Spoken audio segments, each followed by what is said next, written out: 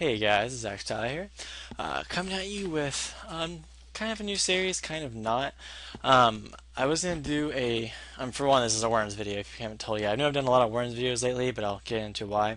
I was gonna make this a perfecting series, but I decided to change it up, and I'm gonna call this. Well, I'm not sure what I'm gonna call it yet. It'll be in the title because I'll think of it later. But it's gonna be a series pretty much where I tell you when I'm maining this format, tell you why, tell you the different builds I'm trying out, sides against them, sides with them, and all that kind of stuff. So, going into it here, I am maining Worms' format for sure, and several reasons why. It's a great deck. It's really controlled. W Nebula is broken. It is the dumbest card in some situations ever, which I think you'll see in this video. It makes you plus so much, and it's just a dumb card. And not only that, but the format's slow enough so that Worms can not only thrive, but do increasingly well. And I have a few builds for them too. I have a standard control build. It's very similar to the one that got first place at regionals. And then I have a heavy control draw power build, which post. I'll post a deck profile probably at the end of this video, or I'll do it in another one. Because this is the one I'm using right now. It's a really weird build. It runs a lot of weird cards. However, it does extremely well just because this format's slower and you don't have things like Insectors popping everything. I'm doing a fellow subscriber here. He was running an interesting worm deck too that used venomous snakes type archetypal cards, and he just wanted to duel me and blah blah. And I recorded him. And one thing too, we actually dueled twice, but for some reason my camcord cut out and didn't record the very end of this duel and all of the rest of the stuff. And pretty much what he did, he sided in cards for me, and so instead of he won that duel, by the way. He won it decisively at turn 3 because of his sides, so I want to give him credit for that. But at the end of this duel, I'll show you what he sided, and I'll show you some other things that are good to side against Worms, just for the fact that they can be beatable through sides. Just they're not very common sides, so that's why another thing, they're not very common, so it can be really good. Another thing I want to touch on too, that we'll see in this vid in just a second. When you use just some rulings for Worms. When you use W Nebula Meteorite, you can't. For one, you can activate whenever you want, but you have to have. For here we go. He activated it, and thinking that he could just summon Worm King at the end phase. In order for W Nebula to work, you have to have a target on the field for it to flip face down. You have to draw a card, and only then can you special summon Worm King. If it doesn't flip face down and you don't draw a card, you cannot special summon Worm King. The way it's wording it does that because it says comma then you can, which means that. Or sorry, it says after that you can special summon 1 level 7 or higher. So you have to do that for it to work. So here he corrected himself, he set, and then he did that. Another thing too, though, he flipped all my cards face, including his. Yagan sent his Kataros back to his hand, and so W Nebula's effect doesn't go off, and so he doesn't get the Worm King. You have to have that on that end phase, those things to do. Now that can be kind of annoying sometimes. It can kind of be a bitch, but honestly, it's not that hard. And when it does go off, I mean, getting a +1 or +2 and then special summoning King is retarded. So this build I'm using now, I'm testing out now, is one I used back a long time ago when I first started building Worms and started using them, and it relies heavily on links, a lot of stall cards, and it uses links to just draw through your deck to get all your answers, all your back row, and not only that, but to also get your W Nebulas. The main focus of this deck is getting W Nebula as fast as possible to your hand because of the brokenness of it. Because if you have a Kataros and a Yagan face down and W Nebula, that's pretty much you have a card that says add 1 to your hand, you have a Compulse through Yagan, you get to draw 2, and you get to special summon Worm King. So by that turn with your draw phase, you drew in 4 cards, you have Worm King, and you have all those cards ready to be used again. So it's really dumb, and I think this doesn't cut out. Yeah, you'll definitely be able to see me do that. I think I plus 4 by then, so it can get pretty ridiculous. Right here, actually. See, I'm going to use W Meteorite. I'm going to flip them all face down. I'm going to draw 3, and then I'm going to special summon Worm King. And not only does that allow me to use my Yagan effect again, but also my Kataros. So it's actually another plus when I flip them face up again. So it just gets ridiculous. It made my hand into a 7-card hand right there. and that's when it just gets dumb. And things like swords, especially because people don't usually use, like they use their MSTs quickly or they don't save them.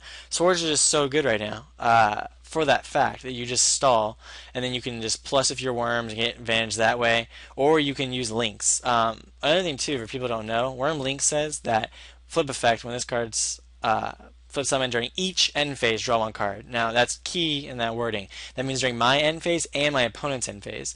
So if he survives for one turn, it's a +2. Another turn, another +2. And with swords on the field, I've had Link survive for 2 or 3 turns, which is a +4 to 6. That's ridiculous for the card.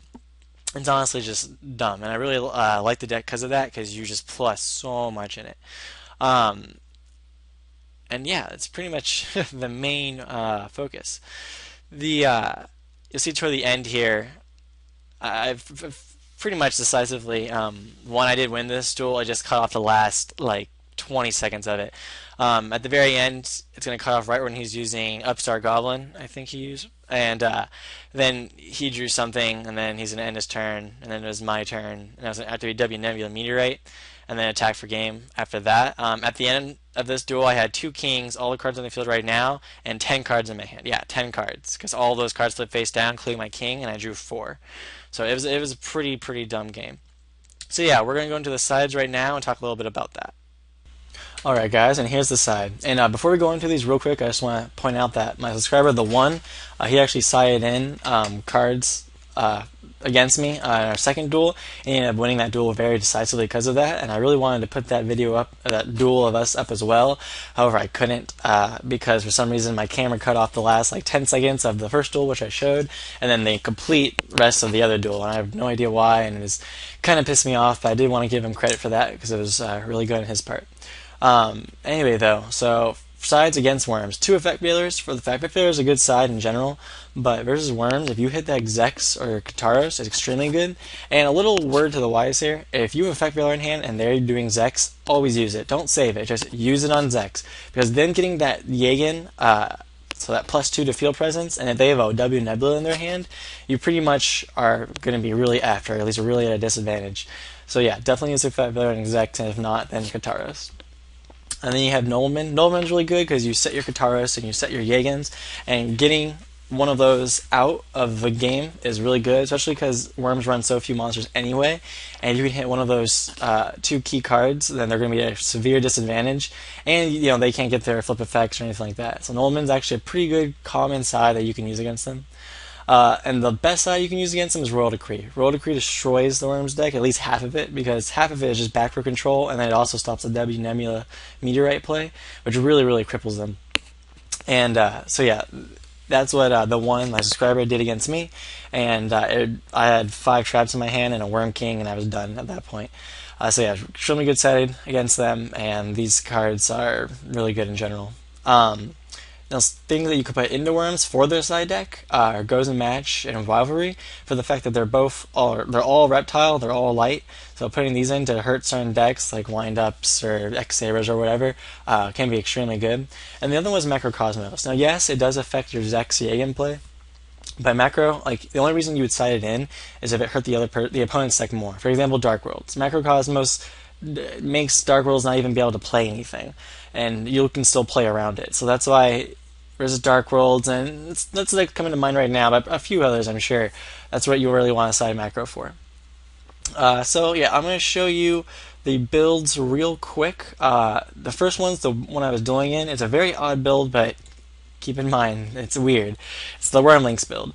So you have the standard, I'll go into it real quick. We have the standard worms, 3 Worm Links, 1 honest, heavy back row, heavy, the staples, and then heavy, stopping them from attacking, like Swords, Waboku, 1 day apiece. And what this build really revolves around is getting a shit ton of draw power of links to get your plays off, and to also go into W Nebula Meteorite through that draw power as fast as possible, because W Nebula Meteorite is broken in this deck, and if you can get it as fast, the more you have, the better.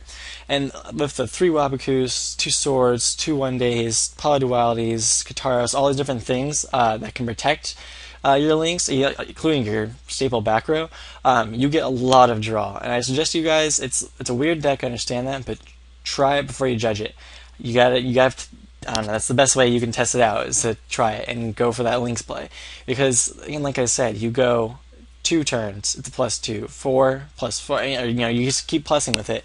And it gets to the point where you have like a constant 7 cards in your hand, and it's just ridiculous. So, this is the build I'm testing, modifying, and probably going to try to run at my next local to see how it does. It's very interesting.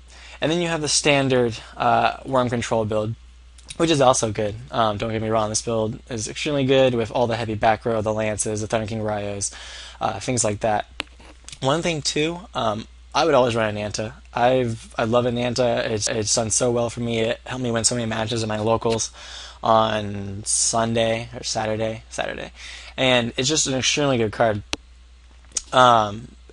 You especially if you draw it late game or if you hold it to late game, it becomes like a 4900 beat stick, and at each end phase you can just pop a card on the field. So yeah, so those are my current builds. I hope you guys like them. Try them both out. Give comments, suggestions, criticisms, anything like that are extremely welcomes. And this is Xta signing out, guys. I'll see you later, and thanks for watching.